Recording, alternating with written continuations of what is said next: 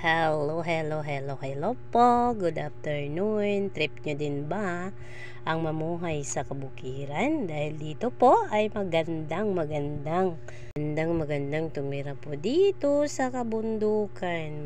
Maraming mga makakain, magugulay at tigat sa lahat. Lalong-lalo na pag masipag ka, dito ka talaga dapat sa bundok o sa bukid. Maganda manirahan dito, mga kainday taga bukid. O, diba?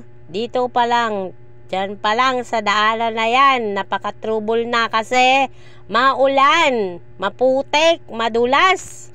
Pero pag sanay ka, hindi mo yan iniinda ang putik at dulas. O, diba ang yabang? Partida yan, galing pa sa ano yan, nag-a-abroad yan. Pero kaya pa rin yan umakyat ng kabundukan. Magagawa kami dyan ng bahay kubo. Oo, dyan po kami magawa ng bahay kubo, magtatalim ng mga gulay, mag-aalaga ng baboy. O, diba? Ang saya-saya kaya dyan. Tahimik na, walang marites, walang gulo, walang maingay. At hanggang dito na lang po.